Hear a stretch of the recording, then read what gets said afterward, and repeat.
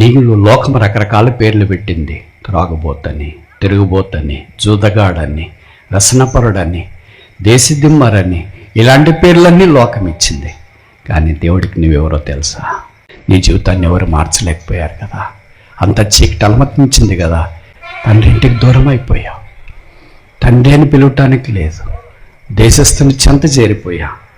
దూర పరిస్థితిలో ఉన్న నిన్ను ఆయన కరుణించి సమకూర్చాలని కోరుతున్నాడు. ఓడిపోయావా? పడిపోయావా? నష్టపోయావా? దేవునికి దూరం అయిపోయావా? ఏం చేయాలో తోచని పరిస్థితిలో ఉన్నావా? మన జీవితాలు పాడైపోయిన తర్వాత దాన్ని రిపేర్ కాదు చేసేది ఎమ్ఎక్స్ బ్రాండ్ అని. వజ్రం విలువ వజ్రమ్మే వాడికి మాత్రమే తెలుస్తుంది. నీ విలువ లోకానికి ఏం తెలుసో? నిన్న లోకం ఏమంటుందో తెలుసా? ఉపయోగం లేదు, నువ్వు వేస్ట్, మీ ఇంట్లో వేస్ట్, మీ బంధువులకు వేస్ట్, నీకు పరిచయం ఉన్న వారందరికీ నువ్వు నిష్ప్రయోజనము అనే లోకం నిన్ను తలస్తుంది. అయితే నిన్న చేసిన సృష్టికర్తకు నీ విలువైన వాడవా? మీకు ఇష్టమైతే నాతో పాటు లూకాసు వార్త 15వ అధ్యాయం వైపు మీ గమనం ఉంచాలని కోరుతున్నాను. Gospel according to doctor Luke chapter 15. Luke chapter 15, లూకాసు వార్త 15వ అధ్యాయం.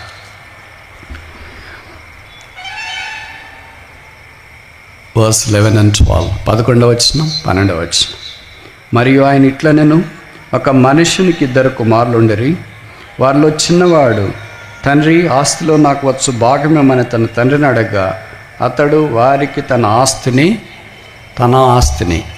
2 కుమారులు ఉన్నారు. ఈ తండ్రికి తనకు ఆస్తి ఉంది. ఆస్తి లేని కుమారులు చాలామంది ఉన్నారు. ఈ తండ్రి ఎలాంటి వాడు అంటే ఆస్తి కలిగిన కుమారుడు. దీనికి ఒక పేరు పెడదామా? ఈజ్ ఎ రిచ్ ఫాదర్, ధనవంతుడైన తండ్రి. తల్లిదండ్రుల ఇద్దరి నుండి మామూలుగా పిల్లలకి 5 వస్తాయంట. దాంట్లో ఒకటి ఏంటంటే ఆస్తి ఉన్న వాళ్ళకి ఆస్తి వస్తుంది, అనారోగ్యం ఉన్న వాళ్ళకి అనారోగ్యం వస్తుంది. అంటే షుగరు, బీపీ, థైరాయిడ్ ఇవన్నీ.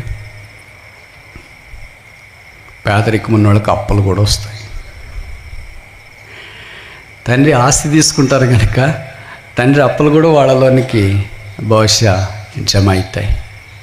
ఇలాగ వారికి తండ్రి ద్వారా కొన్ని సంక్రమిస్తూ ఉంటాయి. ఇక్కడ ఒక తండ్రి ఉన్నాడు, 2 కుమారులు. చిన్నవాడు తండ్రి యుద్ధకు వచ్చి, సాధారణంగా తండ్రి ఆస్తిపరుడైతే ఆ తండ్రి తన ఆస్తిని కుమారులకు పంచే దినం ఒకటి వచ్చినప్పుడు పంచుతాడు. లేదా ఆస్తి కావాలని అడిగేది చిన్న కొడుకు అడుగుతాడా, పెద్ద కొడుకు అడుగుతాడా? విచిత్రం ఏంటంటే 2 కొడుకులకి ఇంకా పెళ్ళికి కాలేదు అనుకుంటా. Two young like you. పెద్ద కుమారుడు ఆస్తి అడగాలి కదా. కానీ ఇక్కడ బైబిల్లో రాయబడింది చిన్న కుమారుడు వచ్చి ఆస్తి అడిగినాడు. మీలో చాలామంది ఆస్తి కలిగిన తల్లిదండ్రులు ఉన్నారు కదా. మీకు 2 కొడుకులు ఉంటే చిన్నోడు వచ్చి ఇంటికి తిరిగేవాడు వీధిలెంబడి.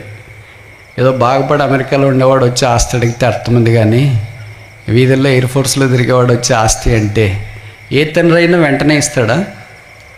ఇక్కడ బైబిల్లో రాశారు, తండ్రి వారికి ఆస్తి పంచిపెట్టాలి వెంటనే. అంటే వెంటనే ఇచ్చిండాడు. చాలా కాలంగా లాగింటాడు దాన్ని. ఇప్పుడే ఎందుకురా, ఏం అవసరం, ఆస్తి తీసుకొని ఏం చేస్తారా, నీ దగ్గర ఉంటే నువ్వు చూసుకోలేవు కదా, నేను చూసుకుంటాను కదా, మేము ముసలోళ్ళు అయిన తర్వాత ఇస్తానులే, ఇలాగ చాలా బోధించిండొచ్చు. కానీ ముందే కరడుగట్టినాడు కదా మనవాడు. తప్పిపోవటానికి రెడీగా ఉన్నాడు కనుక అది కూడా తనకు ఆస్కారం ఉంది. తప్పిపోయింది నాకు ఇమ్మని, తప్పిన కుమారుడు తన ఆస్తిని ఇమ్మని అడిగాడు. అంటే చిన్న కుమారుడు. తండ్రి వానికి ఆస్తిని ఇచ్చినని బైబిల్లో లేదు. వారికి ఈ తండ్రి ధనవంతుడు. ఎంత ధనవంతుడు దేవుడు!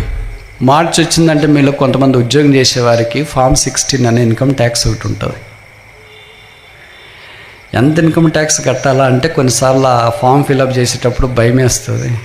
ఇన్ని లక్షలు వస్తున్నామేంటి? కొంతమంది మినహాయింపు తీసుకునే వాళ్ళు కూడా ఉంటారు. అంటే మన ఆస్తిని గురించి దాంట్లో రాసేటప్పుడు మన జీతం ఎంత, ఏమైనా స్థిరాస్తులు ఉన్నాయా అంటే ఇల్లు, కారు ఇలాంటివి ఉన్నాయా, బంగారం, వెండి, ఇవన్నీ రాస్తారు.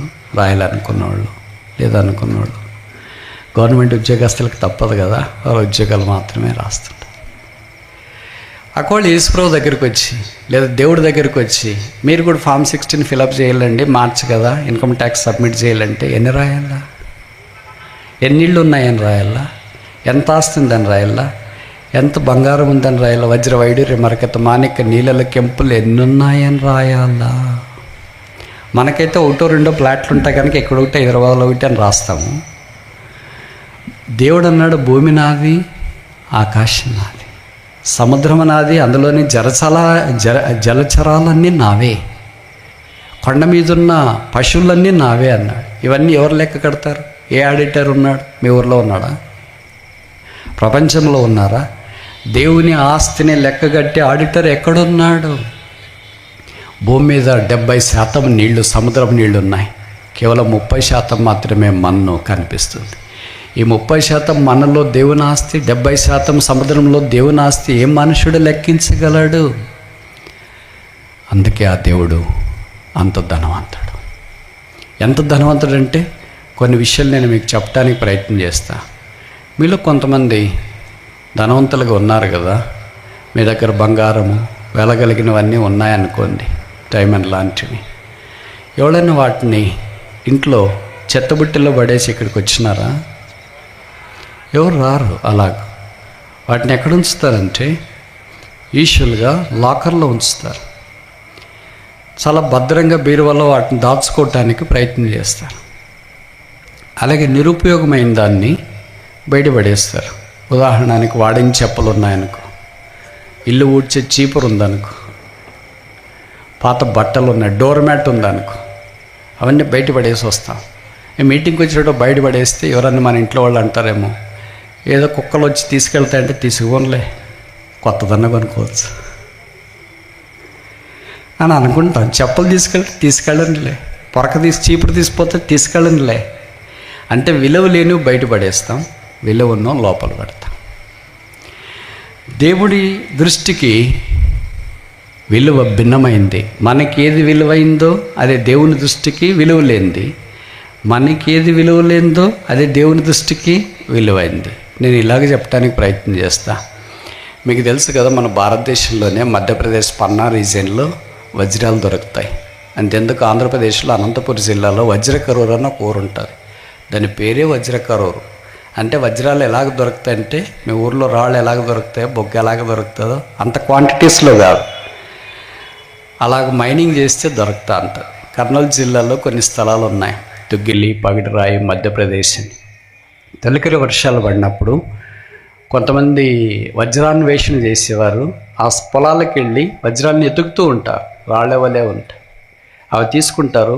తర్వాత ఇది ఒక పెద్ద విషయం అనుకోండి, దానికి అంత ఒక లాబీ ఉంటుంది. వజ్రం ఎవరు వ్యక్తి దొరికితే ఆ వ్యక్తి దగ్గరికి లాబీ వాలిపోతుంది, బయటికి రాకుండా చేస్తారు.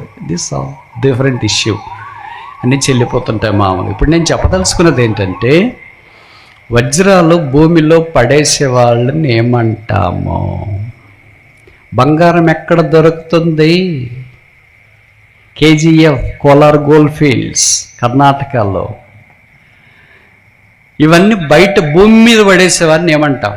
నీ దగ్గర బంగారం ఉందనుకో, నెక్లెస్, డైమండ్, అది ఇది కోహినూర్ డైమండ్ ఉంది, నేల మీద పడేసేవాళ్ళని ఏమంటారు?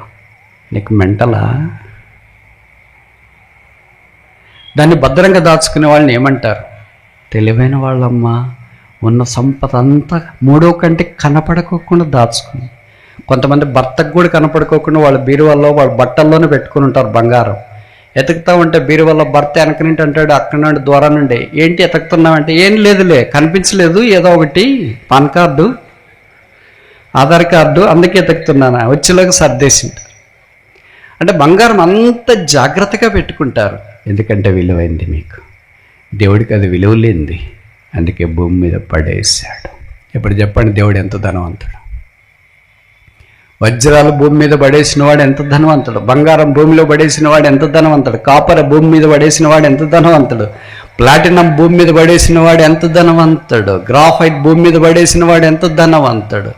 ఫ్లోరైడ్ భూమి మీద పడేసిన వాడు. ఇలాగ విలువైన ఖనిజ సంపదను గురించి మాట్లాడుతూ చెప్తూ పోతే మన దేశంలో నింతుంటే పాశ్చాత్య దేశాలు ఇంకెంత ఉండాలా? ఆ భూమిని అంతా వెలక తీసి ఎవరిని బంగారం తీసుకుని వస్తే, వెండి తీసుకుని వస్తే, దాన్ని కొలిచే సాధనాలు ఎక్కడున్నాయి? దాన్ని లెక్కించే సాధనాలు ఎక్కడున్నాయి? అవన్నిటిని భూమి మీద పడేసినాడు, చెల్లా చెదరగా పడేసినాడు. అయితే తన రూపంలో ఉన్న మనిషిని మాత్రం ఆ భూమిలో నుండి తీసిన మట్టిని తయారు చేసి తన రూపానికి తీసుకుని వచ్చి వాని నాసికారంధ్రంలో జీవవాయువుగా నరుడు జీవాత్మ అయిన వాక్యంలో మనం చూస్తున్నాం. యేసుప్రభు వారు మానవుడిగా ఈ భూమి మీదకి బంగారు వెండి వజ్ర వైడూర్య మరకత మాణిక నీళ్ళ కెంపుల పచ్చలు ఎతకటానికి రాలేదు, కానీ పాపైన మానవుని వెతకటానికి వచ్చినాడు. భూమి మీద పడేసిన వజ్రాల కంటే ఓ మానవుడా, దేవుడికి నీవు ప్రశస్తమైన వాడు. అది నీకు తెలుసా? అదొక ఊరు. ఆ ఊర్లో ఒక వ్యక్తి పొలానికి వెళ్ళాడు. ఆయనకు ఒక అందమైన విశిష్టమైన రాయి దొరికింది. ఇదే చాలా భిన్నంగా ఉంది అని అనుకున్నాడు. ఆ రాయి చేత పట్టుకొని ఒక పెద్ద హైదరాబాద్ లాంటి పట్టణానికి వెళ్ళాడు. ఒక కోటి లాంటి స్థలంలోనికి వెళ్ళి పళ్ళంగడి వాళ్ళ దగ్గరికి వెళ్ళి, అయ్యా ఈ రాయి తీసుకుని నాకేమైనా పండ్లు ఇస్తావంటే, ఏమిది రాయి? ఏమో దొరికింది తీసుకుని వచ్చిన. ఏమొద్దులే కానీ నువ్వు కావాలనుకుంటే ఒక డజన్ అడిపండ్లు ఉన్నాయి నా దగ్గర తీసుకెళ్ళాను. ఇంత పెద్ద రాయి ఇస్తే డజనేనా అడిపండ్లు? సరే వెళ్ళిపో అన్నారు. వెళ్ళిపోయాడు. పండ్లంగళ్ళ వదిలేసి బట్టలంగళ్ళకి వచ్చిన. బట్టలంగళ్ళలోకి వెళ్ళి, అయ్యా ఇదిగా నాకు ఒక రాయి దొరికింది, నాకేమైనా బట్టలు ఇస్తారా అంటే, ఏముండదు ఈ రాయి విలువలేంది, దీనికి తీసుకొని బట్టలు ఎలాగిస్తాం, కానీ ఏదో వచ్చినావు కదా ఒక టవాల్ తీసుకొని పో, ఆ రాయి ఇచ్చేసిపో. ఈ రాయికి టవాలా? వద్దులే మీరే పెట్టుకున్నాను. ఆ తర్వాత బేకరీ ఐటమ్స్ దగ్గరికి వెళ్ళాడు. అయ్యా ఈ రాయి దొరికింది, ఈ రాయిని మీరు తీసుకొని నాకేమన్నా ఇస్తారంటే, ఏమిస్తాం ఈ రాయి తీసుకొని? కావాలంటే ఒక కేక్ ఇస్తాం తీసుకెళ్ళు, బన్ ఇస్తాం తీసుకెళ్ళు, రాయి ఇచ్చిపో. ఈ రాతికి బన్నా అంటే మరి ఏం చేస్తాం? ఏదైనా వచ్చినావు కదా, నేను నిరుత్సాహపరిచి పంపించడం ఎందుకు అని మేము ఇవ్వాలనుకున్నాం. ఇదంతా కుదరలేదనుకొని బంగారు షాపుల దగ్గరికి వెళ్ళాడు. లలిత జ్యువెలరీ, కళ్యాణ్, వాళ్ళ దగ్గరికి వెళ్తే వాళ్ళు చూస్తున్నారు, ఈ రాయా? ఏం చేయలేము, బంగారం మొక్క విసుమంత కూడా ఇవ్వలేము, ఈ రాయి నువ్వే తీసుకెళ్ళాను. ఇదేందో కుదరదని బంగారు షాపుల పక్కనే వజ్రాల షాప్ ఉంది. అక్కడికి వెళ్ళి అన్నాడు, అయ్యా ఈ రాయి తీసుకొని వచ్చినాను, నాకేమన్నా ఇస్తారా అన్నాడు. ఆ రాయిని వాళ్ళు బాగా పరీక్షించి అన్నారు, నీకు ఎంత కావాలా అన్న. ఎంత వద్దులేండి, ఏదో ఈ పూట భోజనానికి మా ఊరికి పోవటానికి ఛార్జ్ ఇవ్వండి అన్న. వాళ్ళు అన్నారు, భోజనానికి ఛార్జీ కాదు, ఒక స్థలానికి వెళ్ళి బిగ్ షాపర్ ఒక గోనెపంట లాంటిది నువ్వు తీసుకొని రాపో అన్న. ఎందుకు గోనెపట్ట? అడిపండ్లు ఇస్తారా? ఆకుకూరలు ఇస్తారా? కూరగాయలు ఇస్తారా? లేదు డబ్బులు ఇస్తాం తీసుకురా. డబ్బులా? వాడు అరటిపండు కూడా ఇవ్వలేదు డజను, వీళ్ళేమో కూరగాయలు కూడా ఇవ్వలేదు, వాళ్ళేమో రేషన్ షాప్లో సరుకు కూడా ఇవ్వలేదు, వీళ్ళేమో కేకులు కూడా ఇవ్వలేదు, బంగారం వాళ్ళు అయితే ఇసుమంతా కూడా ఇవ్వలేదు, నువ్వేమో డబ్బులు ఇస్తానంటావేంటి?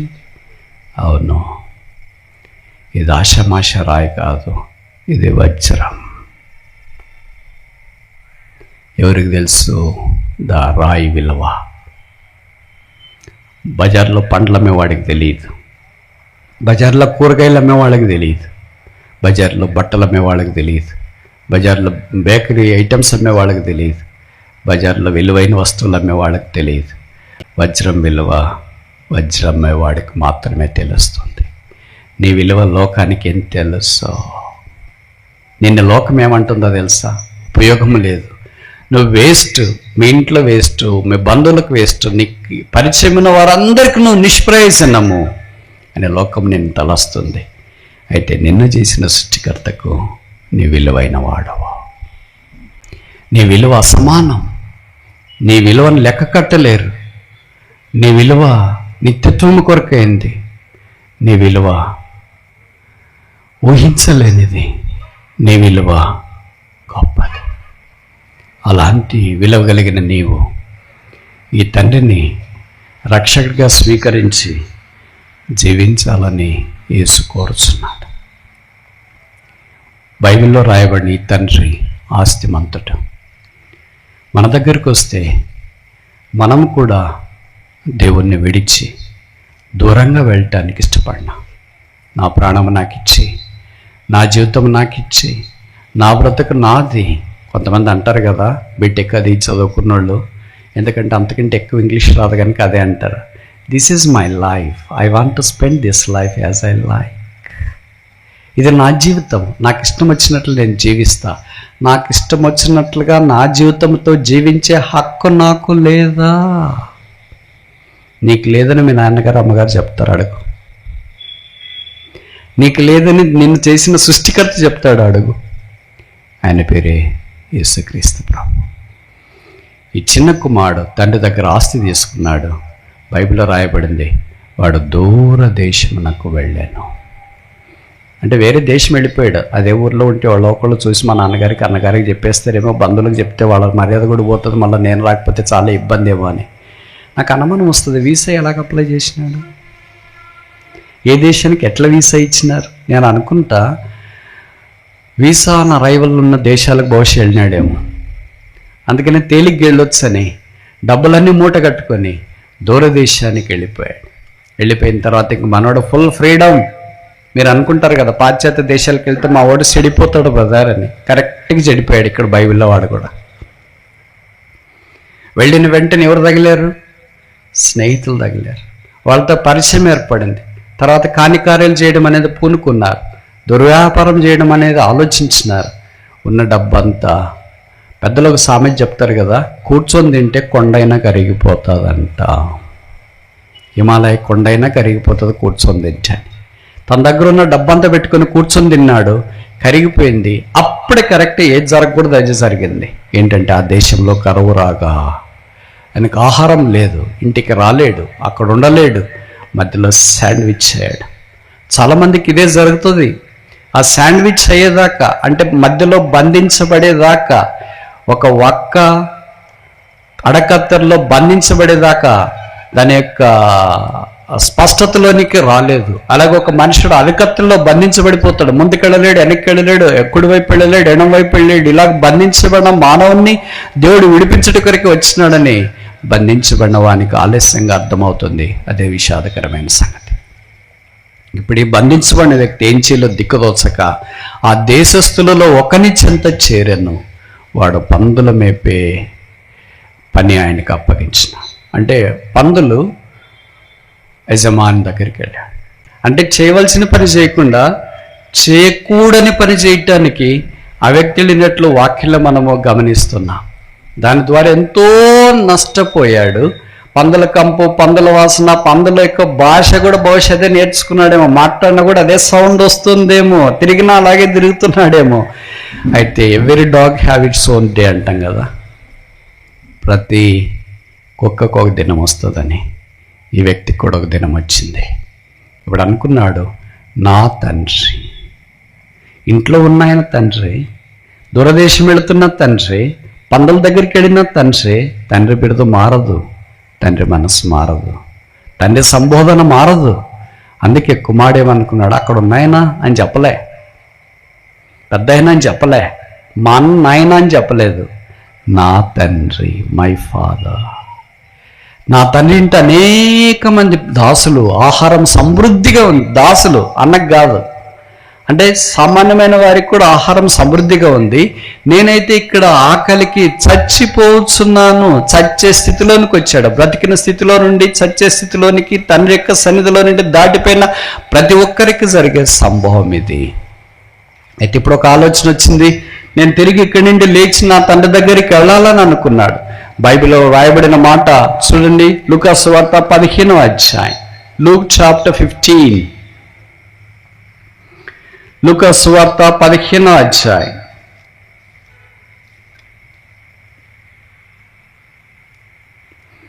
18వ వచనం. నేను లేచి నా తండ్రి వద్దకు వెళ్ళి, తండ్రి, నేను పరలోకమునకు విరోధముగాను నీ ఎదుటను పాపము నేను లేచి. లేవకుండా అక్కడే ఉండింటే ఈ తప్పైన కుమారుడుగానే ఉండింటాడు. ఆ పందుల దశలో నుండి లేచినాడు, పందుల పుట్ట దగ్గర నుండి లేచినాడు, దుర్వ్యాపారంలో నుండి లేచినాడు, దూరదేశంలో నుండి లేచినాడు, పందుల మేపే పనిచ్చిన వ్యక్తి దగ్గర నుండి లేచినాడు. దేవుడి దినాన్ని లేవాలని కోరుతున్నాడు. ఎక్కడో తప్పిపోయావు, ఎక్కడో దూరం అయిపోయావు, దేవుని యొక్క నివాస స్థలానికి దూరం అయిపోయావు, దేవుని సన్నిధికి దూరం అయిపోయావు, దేవుని పేదలకు దూరం అయిపోయావు. బహుశా నువ్వు అనుకున్నావు దూరం అయితే చాలా స్వేచ్ఛగా ఉంటుంది, స్వాతంత్రంగా ఉంటుంది, నాకు ఇష్టమైనట్లు నా జీవితాన్ని నేను కొనసాగించగలను. నన్ను అడిగేవాడు ఉన్నాడు, అడిగినా కూడా నేను ఎవరికి జవాబుదారిని కాదు. I am no more accountable for anybody. I can live my life so freely. అది గొంతులో ఊపిరినంత దాకా అని బహుశా నువ్వు అనుకుంటావేమో. పరిస్థితులన్నీ నువ్వు అనుకున్నట్లు ఏనాడు ఉండవు. లోకంలో ఒక సామెత ఉంది కదా, ఒక్క రోజులోనే బండ్లు ఓడలైతే దానికి ఎన్నో రోజులు కావాల్సిన పని లేదు. ఈ యవనస్తుని యొక్క జీవితం కూడా బహుశా అదే దుర్భరమైన స్థితిలోనికి వచ్చింది. కనుక నేను లేస్తా, I will rise up and go to my father. నేను లేచిన తండ్రి దగ్గరికి వెళ్తా. రెండవ ఆలోచన రాలేదు, మా నాన్న చేర్చుకుంటాడా లేదా, స్వీకరిస్తాడా లేదా, తిరిగి కుమారత్వం వస్తుందో రాదా, మా అన్న ఏమంటాడు, దాసులు ఏమంటారు, ఊరోళ్ళు ఏమంటారు, పరివారం ఏమంటారు, నువ్వు రావాలనుకున్నప్పుడు ఎవరేమంటారు అనేది నీకు సంబంధం లేదు. నీకు ఈ తండ్రికి మాత్రమే సంబంధము. This relationship is between a prodigal son and a pitiful father. తప్పైన కుమారునికి దయగలిగిన తండ్రికి ఉన్న సంబంధం మాత్రమే ఇది. అందుకే బైబిల్లో రాయబడింది, వాడు లేచి తండ్రి యొద్ద ఇలాగ చెప్తాను అనుకొని అక్కడే ఆగిపోలేదు, లేచి వచ్చినట్లు వాక్యంలో మనం చూస్తాం. ఇప్పుడు లేచి వచ్చి తండ్రితో ఎలాగ చెప్పాలనుకున్నారంటే 15, నన్ను నీ కుమారులో రాయబడిన మాట లూకాసు వార్త 15వ అధ్యాయములో 19వ వచనం, ఇక మీద నీ కుమారుడని అనిపించుకుంటకు యోగ్యుడన కానకు నన్ను నీ కూలి వారిలో ఒకనిగా పెట్టుకో. ప్రార్థన 2 రకాలుగా చేయొచ్చు. మొదటి రకమైన ప్రార్థన ఏంటంటే సాధారణంగా మనం చేసే ప్రార్థన. అది లూకాసు వార్త 15వ అధ్యాయంలో చిన్న కుమారుడు తండ్రి దగ్గరకు వచ్చి నాకు రావాల్సిన ఆస్తి ఇమ్ము, give me. That's a basic KG prayer. ఇప్పుడు పీజీ ప్రేయర్ ఏంటంటే ఇక్కడ చేసిన ప్రార్థన మేక్ మీ, నన్ను చేసుకో. ఇప్పుడు క్రైస్తవ లోకానికి సవాల్ ఏంటంటే మనం చేసే ప్రార్థన గివ్ మీనా, మేక్ మీనా. 99% మంది విశ్వాసులు, ప్రార్థన చేసే క్రైస్తవులు ఇదే ప్రార్థన చేస్తారు, గివ్ మీ. ఇప్పుడు నేను ఒక మాట చెప్తా, మీరు ఏమనుకోవద్దని. గివ్ మీ అన్న తర్వాత ఇస్తే ఎక్కడికి పోతావో అర్థమైందా నేను చెప్పే మాట? తండ్రి నీకు చిన్న కుమారుడు గివ్ మీ, ఇవ్వు అని అడిగాడు, ఇస్తే ఎక్కడికి వెళ్ళాడు? ఆ ప్రార్థనకి జవాబు వస్తే ఎంత నష్టం ఉంది. అందుకే కొన్నిసార్లు ప్రభు మనకి జవాబు వేయడేమో వెంటనే. అది ఎప్పుడు మేక్ మీ అనే ప్రార్థన చేసినాడు, నన్ను చేర్చుకో లేదా నన్ను అలా చేసుకో. ఆ ప్రార్థనకి జవాబు వస్తే ఏమవుతుంది? ఆ ప్రార్థనకి జవాబు వస్తే తిరిగి కూలివాడు కాదాయన, దాసుడు కాదాయన, ఇప్పుడు తండ్రితో పాటు సమానత్వం గల కుమారత్వంలోనికి వచ్చినట్లు వాక్యాన్ని మనం చూస్తాం. ఇప్పుడు వాడు బయలుదేరి లూకాసు వార్త 15వ అధ్యాయం 20వ వచనం, వాడు ఇంకా దూరముగా ఉన్నప్పుడు తండ్రి వాణిని చూచి కనికరపడి పరిగెత్తి.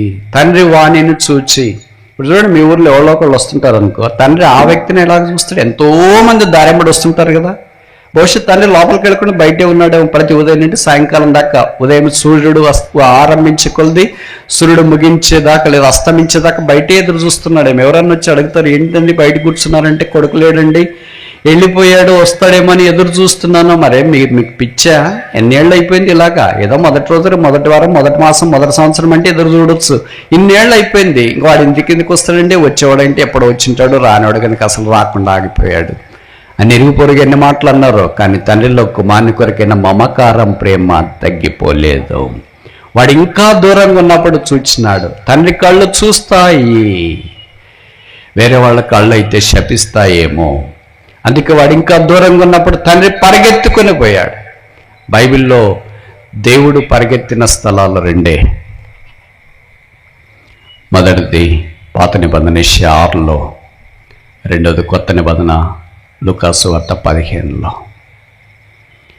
యెషయా 6లో యెషయా అయ్యో నేను అపవిత్రుడను అంటే, కెరాబులలో ఒకడు బలిపీఠం మీద కారుతున్న నిప్పుని తీసుకొని ఎగిరి అని తెలుగు బైబిల్లో రాశారు. మూల భాషలో ఏం రాశారంటే పరిగెత్తి, పెదవులకు తగిలించి. ఇక్కడ తండ్రి కూడా పరిగెత్తి లూకాసు వార్త 15వ అధ్యాయంలో. ఎందుకు పరిగెత్తాడు? నడిచి రావచ్చుగా. ఎవరు పరిగెత్తాలా? కొడుకా తండ్రి? వయసులో ఉన్నోళ్ళ ముసలోళ్ళ? ముసలోళ్ళు పరిగెత్తున్నారంటే వాళ్ళకి ఎంత ఆశ్చర్యం కలిగిండాలా, ఎంత సంతోషం కలిగిండాలా. అందుకే తండ్రి పరిగెత్తాడు. ఒక పరిగెత్తుకోకుండా నడిచిపోవచ్చుగా. ఎందుకు ఇక్కడ పరిగెత్తినట్లు రాశారు?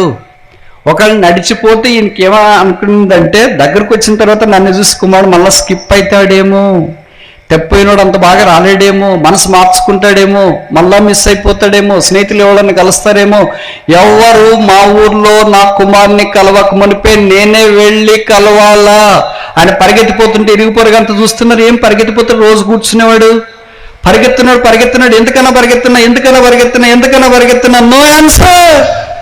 కుమారుని చేరు వరకు ఆయన పరుగులో ఆపలేదు. దీన్ని బట్టి మనకేమి అర్థమవుతుందంటే కుమారుని చూసి ఆయన కనికరపడి పరిగెత్తుకొని కుమారుని దగ్గరికి వచ్చినట్లు వాక్యలో మనము గమనిస్తున్నాం. రెస్టోరింగ్ ఫాదర్, సమకూర్చే తండ్రి.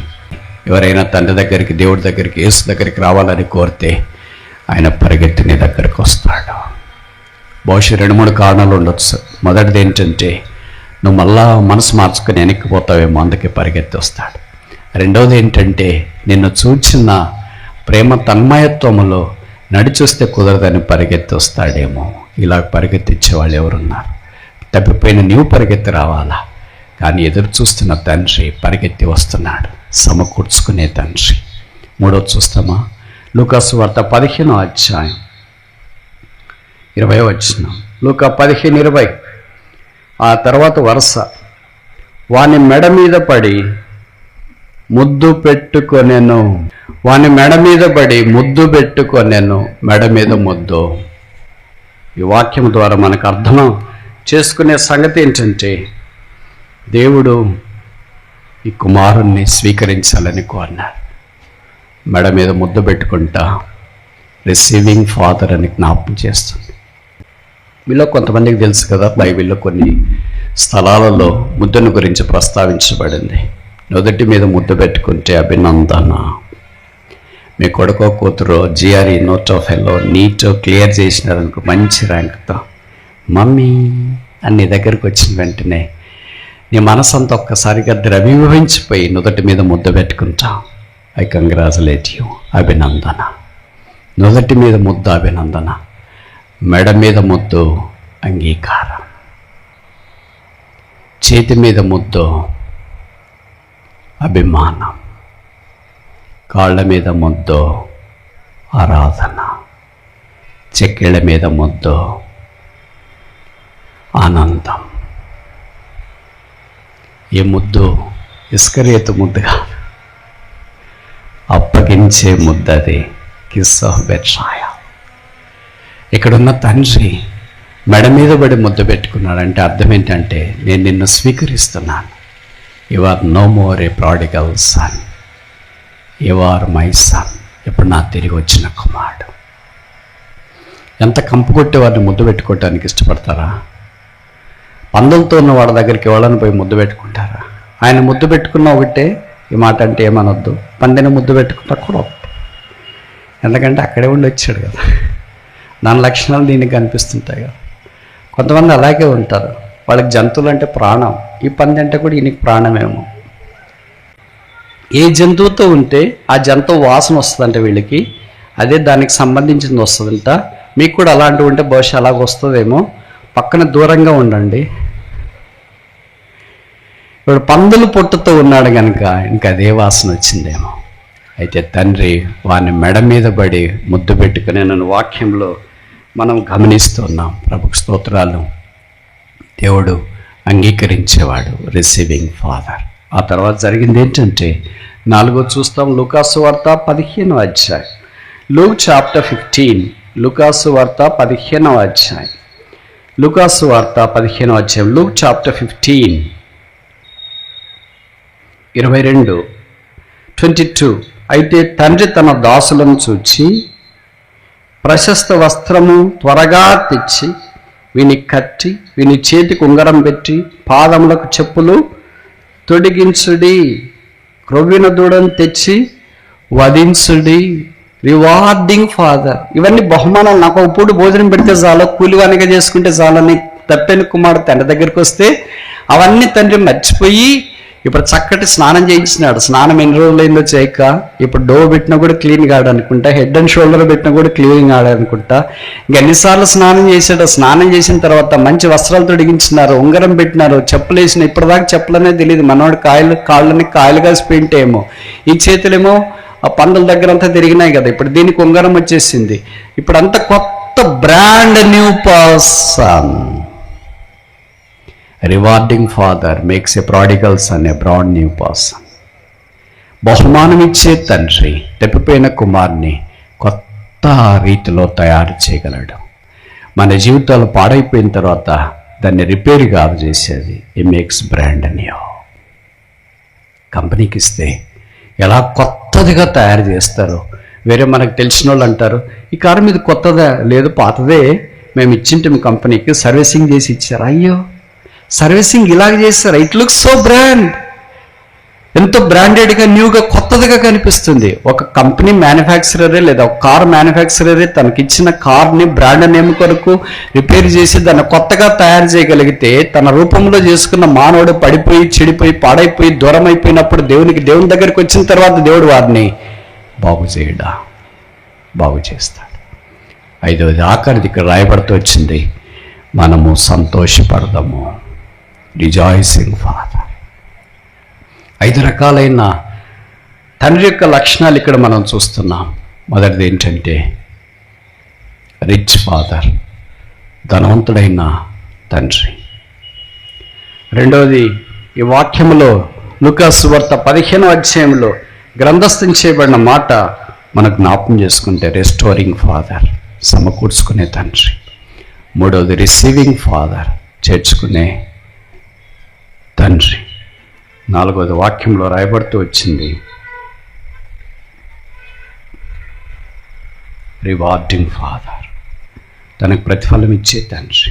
ఐదవది ఆఖరిది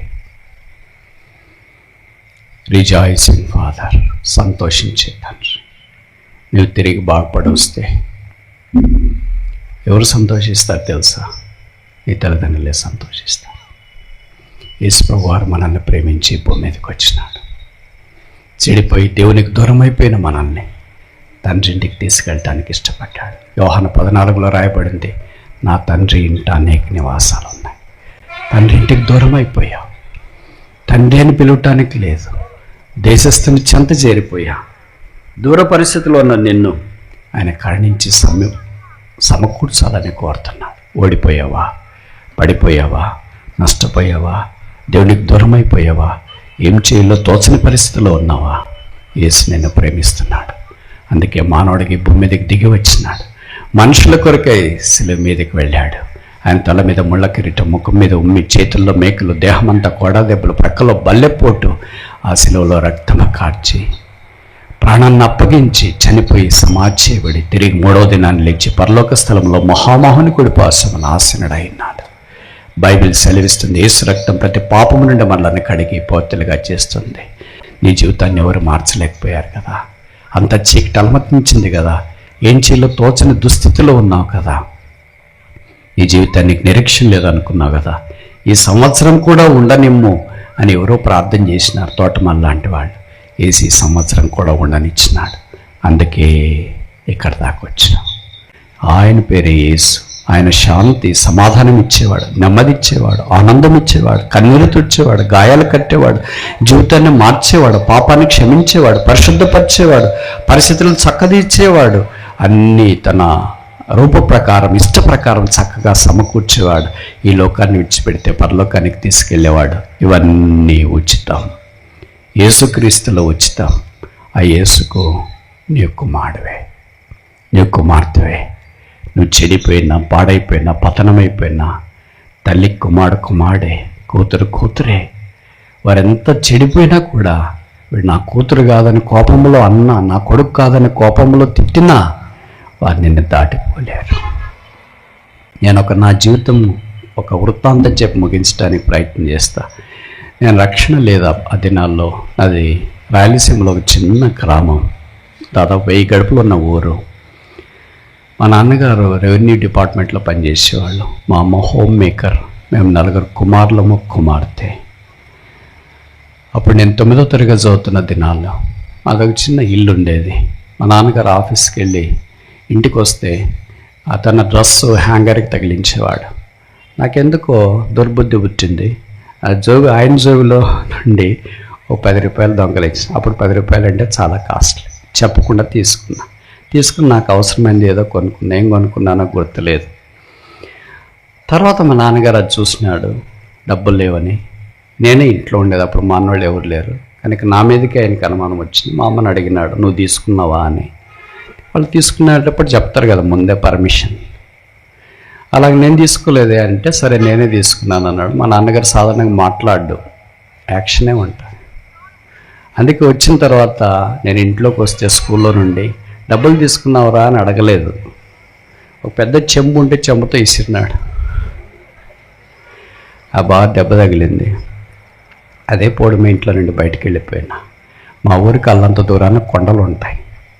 ఆ కొండల్లో కూర్చున్నా. ఉదయం నుండి సాయంకాలం దాకా మా అమ్మకి తెలిసింది, వాడు రాలేదే అని అనుకునింది.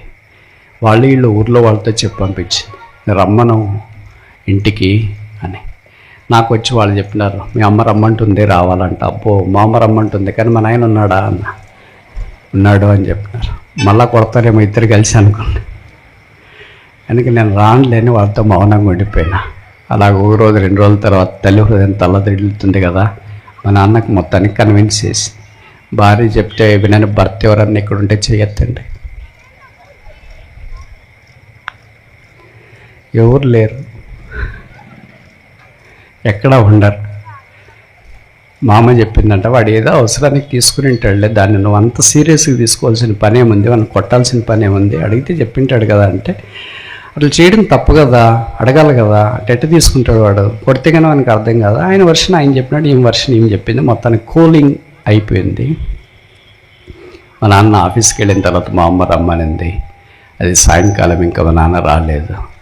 దాదాపు 2-3 రోజులుగా ఆహారం లేదు, కొండలోనే ఉన్నా, అక్కడే పడుకున్నా. ఆ తర్వాత అంతా వికారంగా ఆ ఊర్లోకి అడుగుపెట్టిన.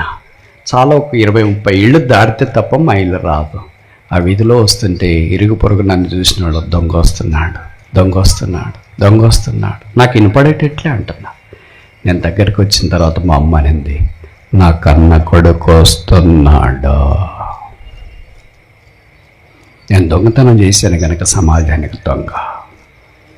కన్న కొడుకు దొంగ కాదు, కన్న తల్లికి దొంగ కాదు, కన్న తండ్రికి దొంగ కాదు, వారికి నేను కుమారుణ్ణి.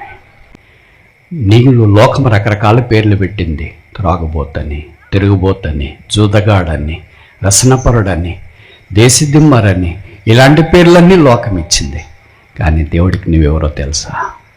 ఈ నా కుమారుడు, ఈ నా కూలివాడని లేదు, ఈ నా పన్నులతో ఉన్నవాడని లేదు, ఈ నా కుమారుడు.